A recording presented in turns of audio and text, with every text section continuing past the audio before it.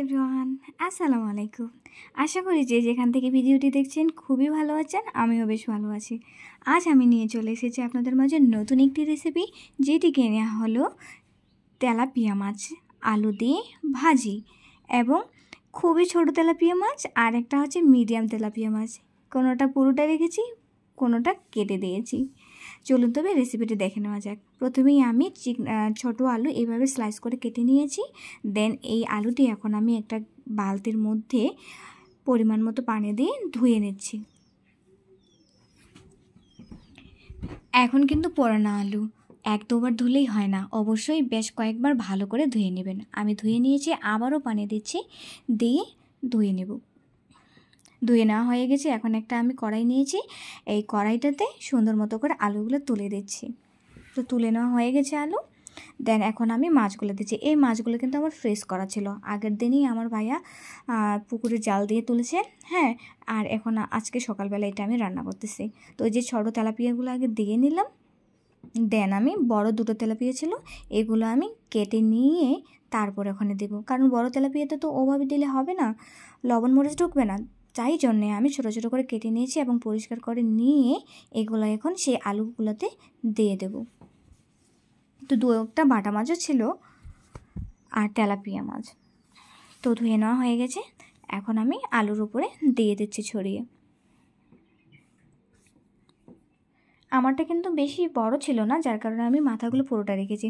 যদি বেশি বড় হতো আবার, তাহলে আমি কিন্তু মাথাটা ফাড়ি করে দিতাম, নাহলে এই ঝাল মরিচ লবণগুলো কিন্তু মাথার মধ্যে ঢুকে না।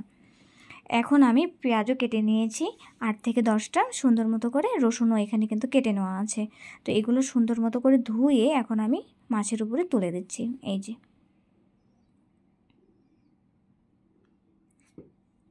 আমি এখানে আলুগুলো পেঁয়াজটা স্লাইস করে কাটিয়ে নিয়ে একটু লম্বালম্বি করে কেটে নিয়েছিলাম। এখন পরিমাণ মতো লবণ দিয়ে নিলাম, হলুদ অ্যাড করেছি। এখন আমি মশলার গুঁড়ো অল্প একটু পরিমাণে দিচ্ছি, কারণ আমার মা কিন্তু এই ভাজির মধ্যে হচ্ছে মশলার গুঁড়োটা সহ্য করতে পারে না। এমনি মাছ খায় না, বেশি মশলা হলে কিন্তু আরও খেতে পারবে না। দেন পরিষ্কার হাতে সুন্দর মতো করে এখন আমি এগুলো মাখিয়ে নিচ্ছি। তেলও কিন্তু অ্যাড করিনি, মরিচও কিন্তু অ্যাড করিনি, কারণ এটা কিন্তু আমি আগেই বলেছি, ভাজিতে যে কোনো কিছুতে আমি কিন্তু ঝাল এবং তেল অ্যাড না করি। আর তেলটা দিয়ে দিয়েছিলাম, এটা কিন্তু মিস্টেক করেছি দেখাতে আপনাদেরকে। আর এই যে মরিচটা আমি পিষে নিয়েছি, এই মরিচটা এখন আমি দিয়ে নিচ্ছি। এখন একটা খুন্তির সাহায্যে সুন্দর মতো করে নাড়িয়ে নেব। ওই সারোয়াটাতে যে আমি মরিচ পিষে নিয়েছিলাম না, ওটাতেই কিন্তু আরও পানি দিয়েছি, দিয়ে সুন্দর মতো করে ওটা ধুয়ে দেন পানিগুলো আবার এখানে দিয়ে দিলাম। তাতে হয় কি, পানিটাও হয়ে যায় আর যে ঝালগুলো লেগে থাকে সেগুলোও কিন্তু আবার তরকারিতেই চলে আসে। ঢাকনা দিয়ে রেখেছিলাম, ঢাকনা তুলেই তরকারির এই অবস্থা। এখন আলতো আছে আমি এটাকে ভেজে নেব সুন্দর দিক করে, ঘুরিয়ে ঘুরিয়ে চতুর্দিক থেকে। তো ফাইনালি এটা আমার রেজাল্ট। হ্যাঁ, দেখতে সুন্দর লাগছে না? ভাজিটা কিন্তু অসাধারণ হয়েছে। আপনারা বাসায় এইভাবে একটু ট্রাই করে নেবেন, দেখবেন খুবই বেশি ভালো লাগবে খেতে। আর তার উপর আবার ছোটো মাছ, হ্যাঁ, অসাধারণ। তো আজকের আমার এই সিম্পল রেসিপিটা যদি আপনার কাছে ভালো লাগে, লাইক করুন, শেয়ার এবং সাবস্ক্রাইব করে চ্যানেলের পাশে থাকবেন। আল্লাহ হাফেজ।